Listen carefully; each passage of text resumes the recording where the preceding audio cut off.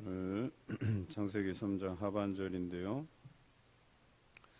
하나님께서 에덴 동산 중앙에 있는 선악을 알게 하는 나무의 실과를 먹지 말라 하는 그 명령을 어겼기 때문에 내려진 징벌적인 조항에 대해서 다루고 있습니다.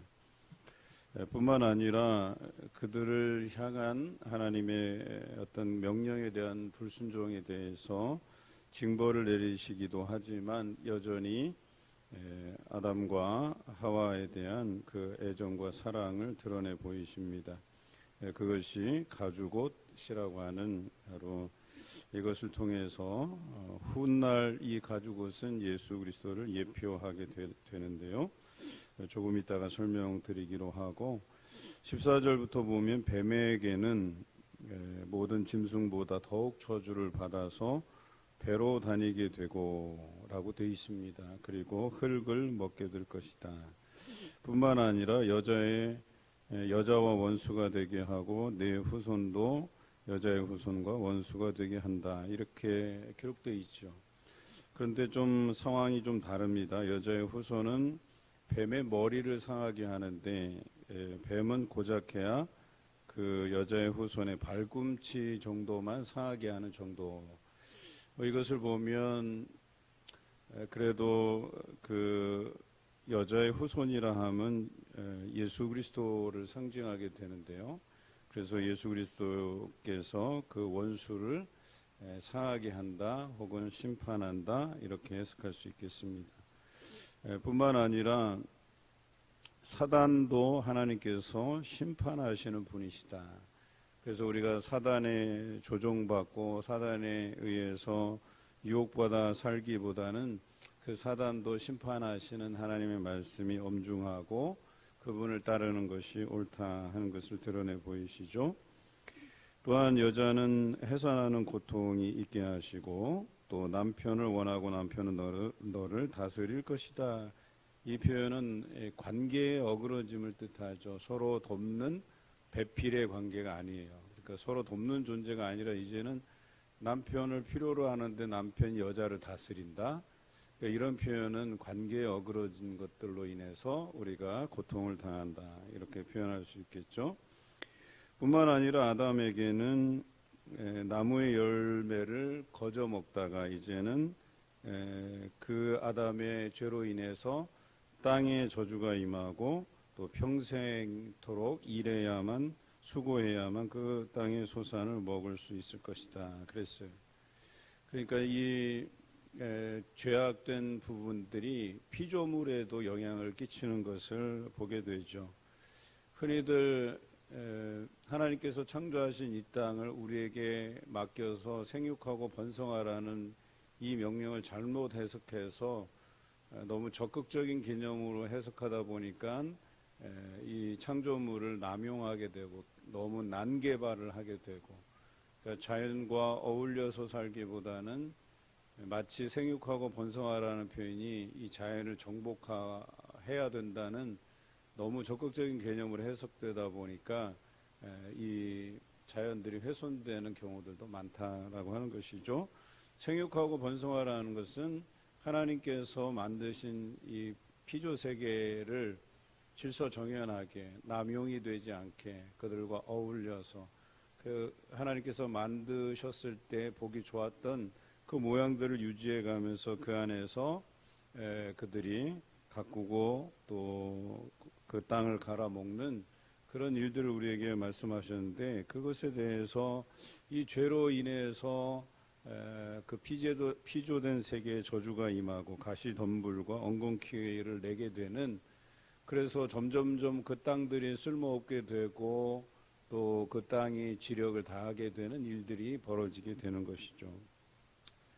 그래서 흙으로 돌아가게 될 것이고 그때까지 땀을 흘려야만 그렇게 수고로 이 세상에서 살아가야 될 그런 책임이 우리에게 있다라고 하는 것이죠. 결과적으로 에덴에서 쫓겨나게 되고 그 에덴은 하나님께서 그룹들과 두루 도는 불칼을 두어서 지켜야만 되는 즉 인간의 그 죄로 인해서 하나님께서 우리에게 허락하신 최고의 이상적인 장소였는데, 살기에 그런 이상적인 장소를 우리의 죄로 인해서 하나님께서 지키실 수밖에 없는 성역으로 만드신 것들이 참으로 안타깝다 하는 생각이 듭니다. 하지만 이 가죽옷을 입혔다고 하는 것은 유의미합니다. 그럼에도 불구하고 그들이 죄 가운데 있었지만 그 죄 가운데 살아가는 삶보다는 그 죄에서 벗어나서 다시 하나님의 자녀로서의 삶을 살아갈 수 있는 그런 통로를 만들어 주시는데, 그게 이제 가죽옷이라고 하는 그 하나의 상징물이죠. 가죽옷을 해 입히기 위해서는 무언가의 희생이 필요하잖아요. 짐승을 잡아야만 되는. 그래서 그 희생을 통해서 사람들에 대한 그 사랑을 표현하신 것이죠. 이것이 그래서 예수 그리스도를 예표한다는 거예요. 예수 그리스도라고 하면 그분의 희생을 통해서 하나님의 궁극적인 사랑을 오늘날 우리에게 표현해 주셨잖아요. 그와 동일하게 가죽옷이라고 하는 것은 생명을 희생시켜서 아담과 하와를 그 선악을 알게 돼서 자신의 벗은 몸이 부끄러운 것들을 가죽옷을 통해서 가려주셨단 말이에요. 그러니까 죄를 가려주신 것이죠. 그러니까 뭐예요? 그 생명의 희생을 통해서 죄를 가려주셨다. 이것이 바로 예수 그리스도의 생명을 통해서 우리의 죄를 해결해 주셨다라고 하는 것을 이제 상징하게 되는 것이죠. 결과적으로 앞의 삶은 그들의 죄로 인해서 징벌적인 삶을 살게 하셨지만, 그렇게 살지 않도록 또 다른 길을 사람들에게 제시해 주셨다. 이렇게 본문을 해석하고 있는 거예요.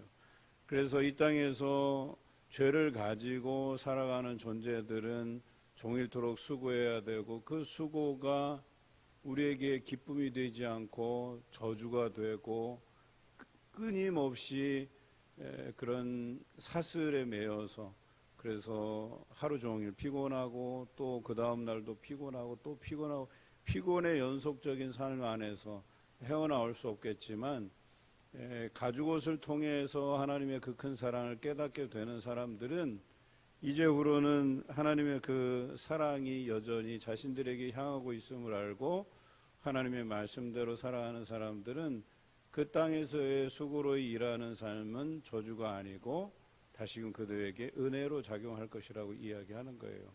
분명히 그 땅에서의 삶은 피곤하고 힘든 삶인데, 또 하루를 지내면서 여전히 하나님께서 우리를 사랑하시는구나 라고 하는 그 은혜를 입고 살아가면 그들에게 내려진 징벌적인 삶이라 해도 그들에게 그것이 은혜가 될 수 있다고 이야기하는 거예요. 그것이 가죽옷이 주는 상징이면서 우리에게 주는 은혜라고 얘기하는 것이죠.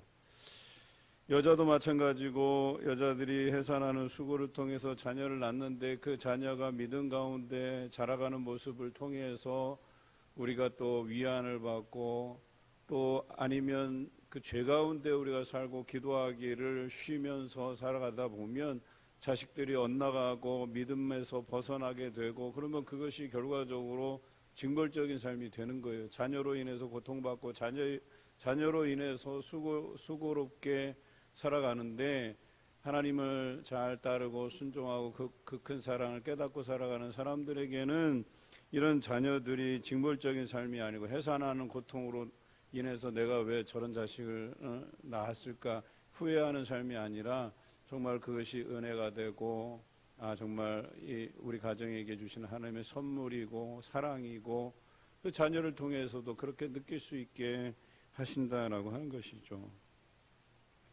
이토록 가죽옷이 담긴 의미가 크다.